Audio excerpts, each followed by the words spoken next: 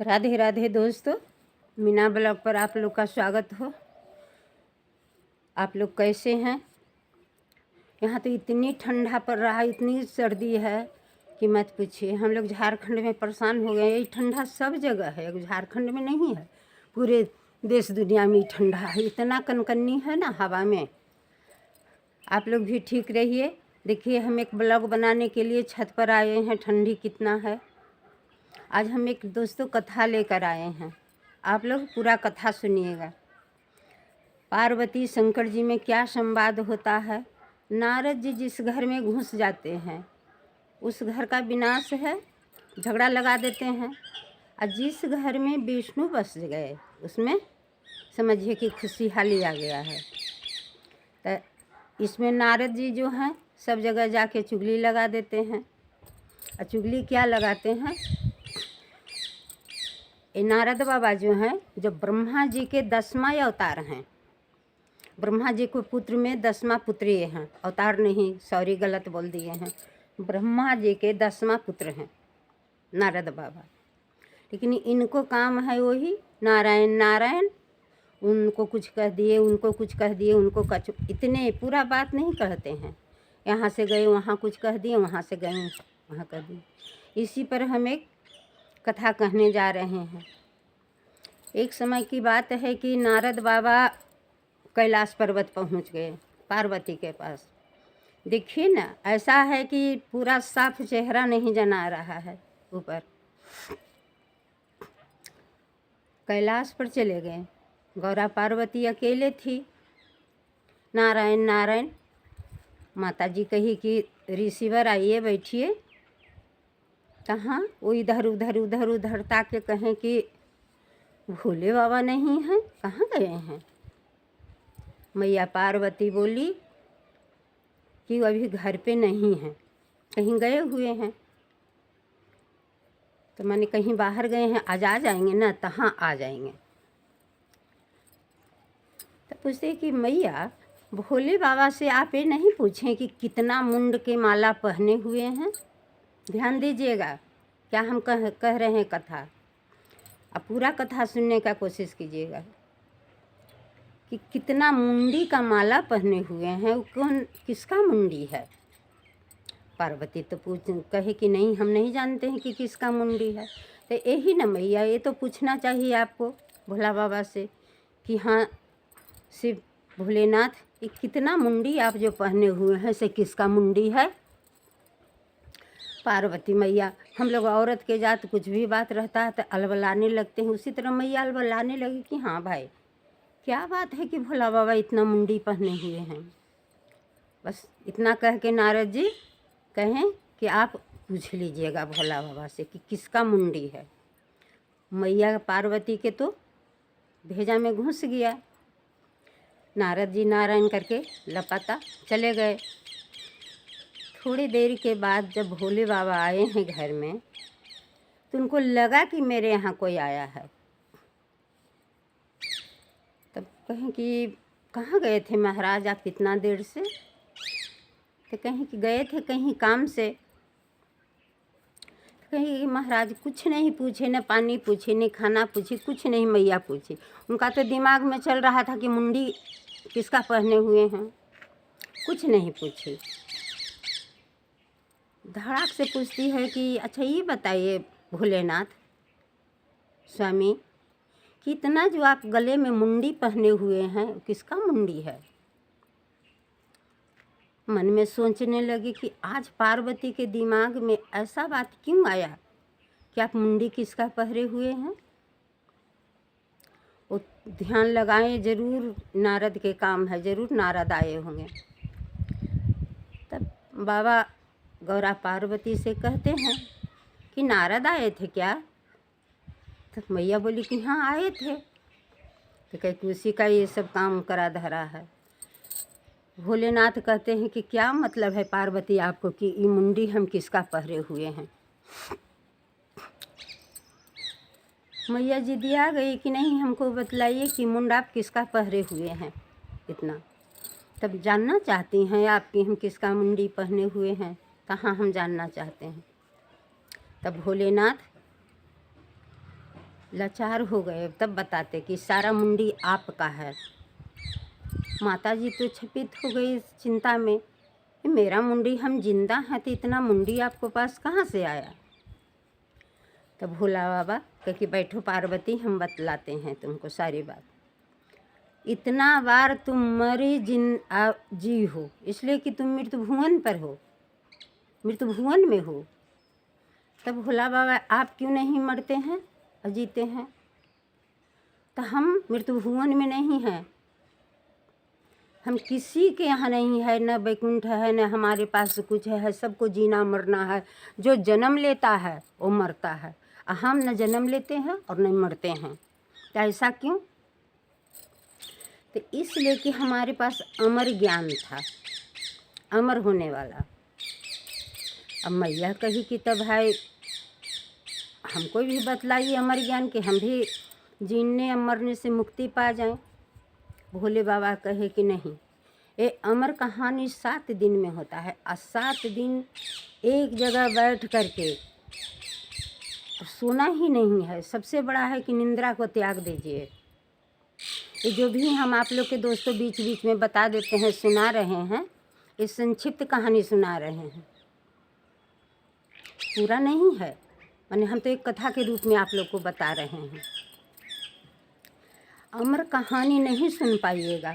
जिसको निंद्रा पर काबू हो जाएगा, तो हम बस में कर लिए हैं निंद्रा को, तब ये कथा कोई सुन सकता है। पार्वती कही कि हम इतना बार जन्म लिए, हम मरे हैं। तो शंकर बाबा बोले कि हाँ, हम एक बार भी नहीं मरे हैं।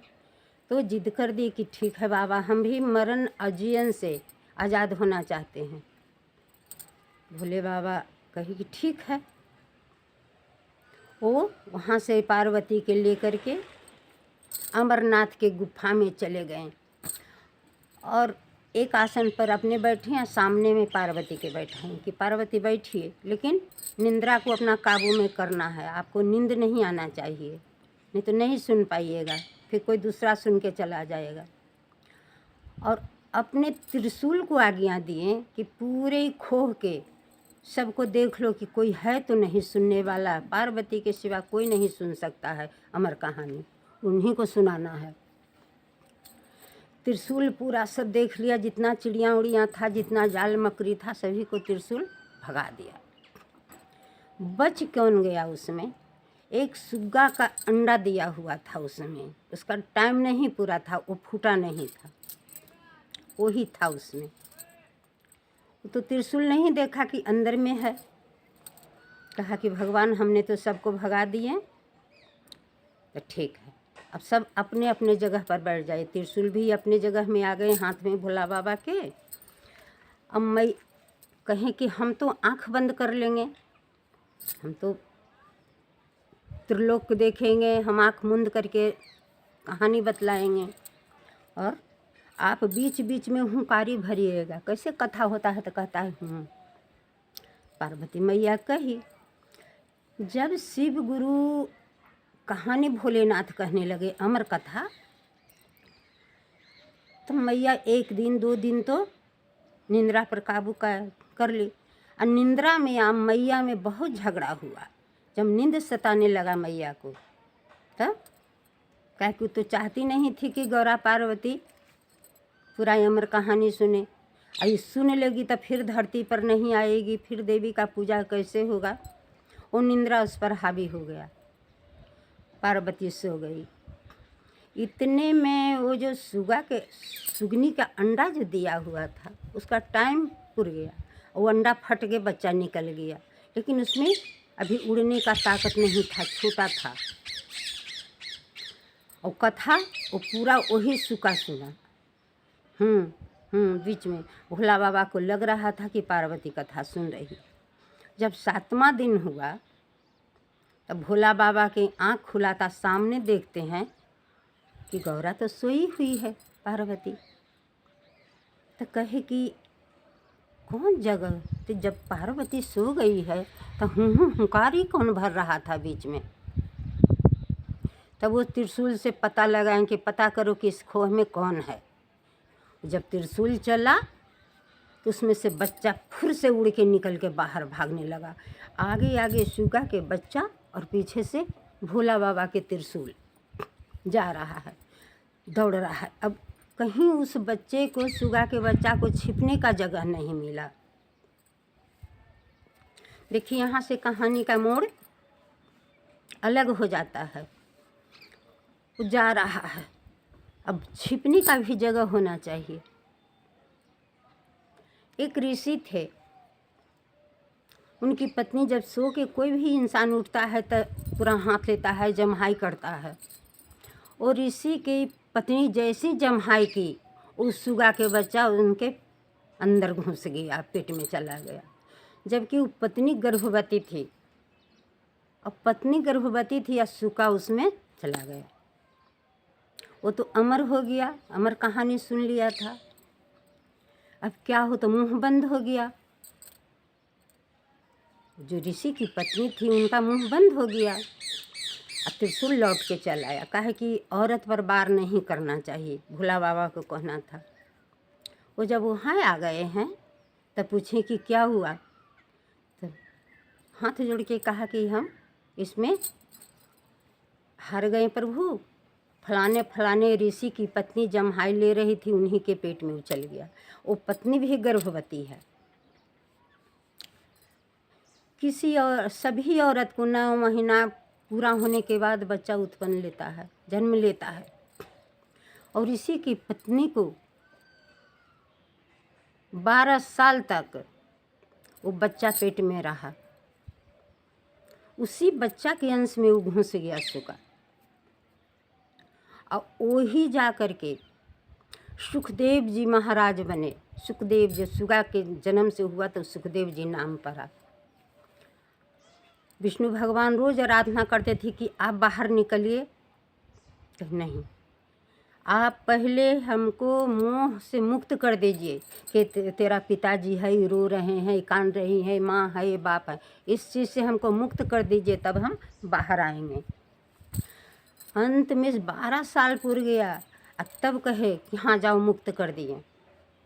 तब वो माँ के गर्भ से निकल गया। और निकलना, खड़ा होना, कहे कि तो पेट ही में 12 साल के हो गए थे। और चलने लगे, नहीं ताकि कि कहाँ माँ है, बाप है, कौन है, नहीं। अब ऋषि जो थे वो पुत्र के पीछे पीछे चलने लगे, वो मेरा बेटा है, बेटा है, बेटा है। अब विष्णु भगवान भी चलने लगे।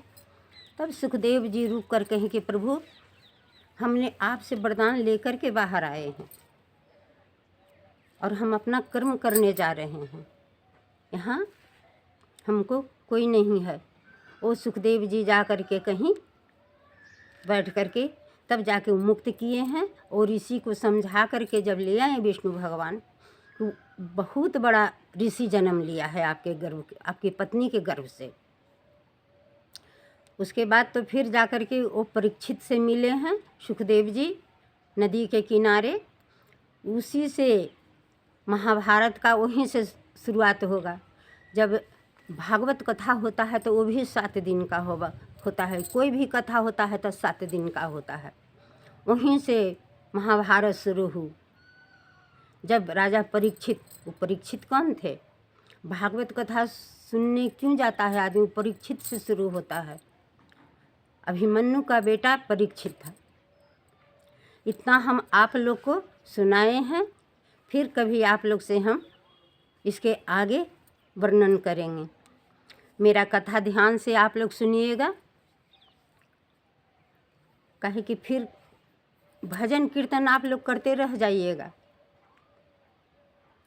हमारे पास आज भजन नहीं गाए हैं हम, इसलिए कथा कह रहे हैं। इस कथा को पूरा सुन करके तब लाइक सब्सक्राइब कीजिएगा। एक कमेंट ज़रूर कीजिएगा कि हाँ दीदी कथा बहुत अच्छा लगा। और आप लोग से हम विदा ले रहे हैं। राधे राधे दोस्तों। बोलिए शिव गुरु महाराज की जय, सुखदेव जी महाराज की जय। आप थोड़ा कथा बड़ा होगा, आप लोग अच्छा से पूरा सुनिएगा। राधे राधे।